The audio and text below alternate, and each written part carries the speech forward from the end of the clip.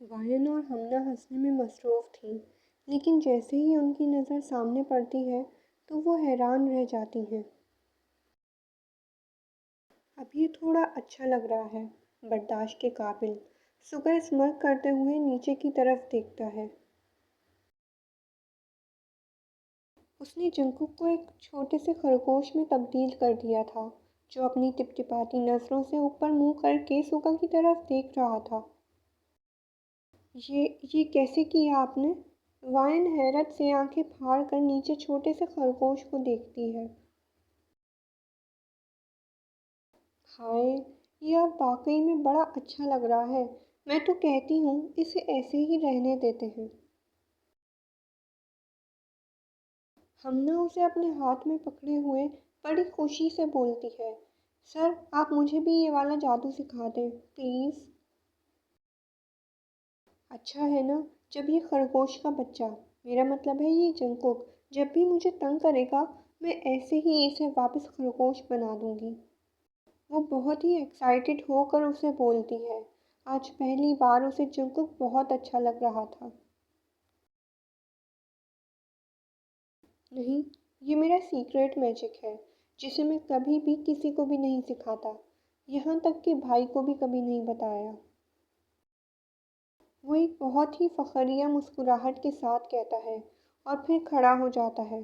चलो अब मैजिक शुरू करें। कहते ही वो एकदम से घूमता है और पलक झपकते ही उसका पूरा लिबास ही तब्दील हो जाता है। वायन और हमना की आंखें खुली की खुली रह जाती हैं। वो इतनी हैरान थीं कि पलक झपकना तक भूल गई थीं। तो बताओ लड़कियों, क्या देखना चाहोगी? क्या सीखना चाहोगी?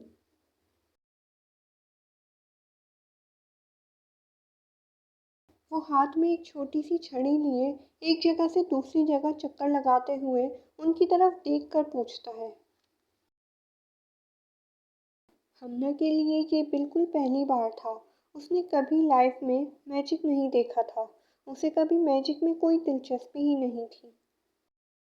लेकिन आज सुगा का ये कमाल देखकर, वो भी लाइव, उसके तो होश ही उड़ गए थे। उसकी दिलचस्पी बढ़ गई थी। क्यों नहीं, ज़रूर। वो स्mirk करता है। वो समझ चुका था कि हमना मैजिक में ज़्यादा इंटरेस्टेड नहीं है। वो बस वाइन के लिए आई है।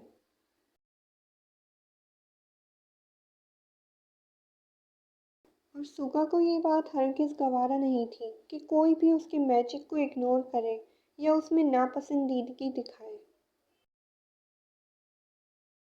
तो इसीलिए आज उसने शुरुआत ही अपने सबसे बेहतरीन मैजिक से की, जिससे हमना की जस्तजू बढ़ गई। वो कामयाब हुआ। अरे आओ आओ, तुम भी हमारे साथ मैजिक सीखो। हमना उस छोटे से खरगोश को अपने हाथ में लेती है। हमना, ज़रा ध्यान से। वायन को तो अब तक यकीन ही नहीं आ रहा था कि ये खरगोश जंगकुक है। हाँ तो लड़कियों देखो, सुगा उन्हें 3-4 मैजिक ट्रिक्स सिखाता है।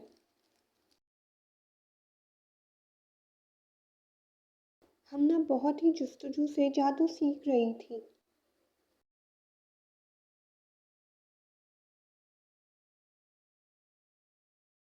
और दूसरी जानिब वायन थी, जिसका फोकस जादू सीखने से ज़्यादा जादू सिखाने वाले पर था। तो बताओ, तुम लोग को अच्छे से समझ में आया ना? वो अपने बालों को समेट कर उनकी पोनी बांध कर सामने बैठता है। हाँ हाँ, हमें बहुत अच्छे से समझ में आया और बहुत मज़ा भी आया। वो बहुत खुशी से बोली, उसे सच में बहुत मज़ा आया था।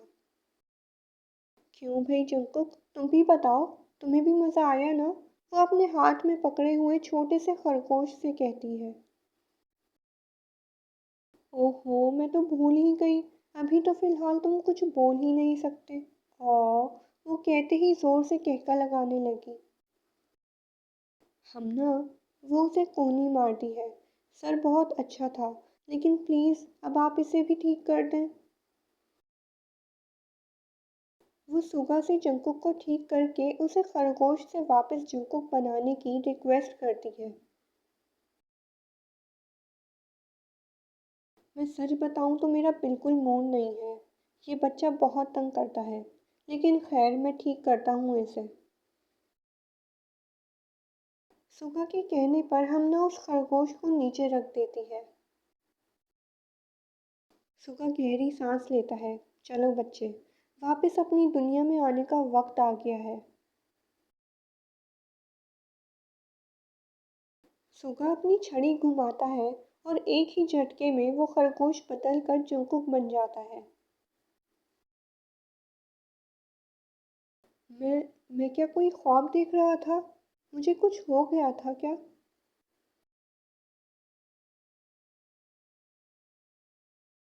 मैं क्या किसी दूसरी दुनिया में चला गया था? वो बहके बहके सवाल करता है। वो बहुत कंफ्यूज था। उसका ऐसा रवैया देखकर हमने से रहा नहीं गया और वो जोर जोर से हंसने लगी। और हमने के इस तरह हंसने पर वायन की भी हंसी छूट गई।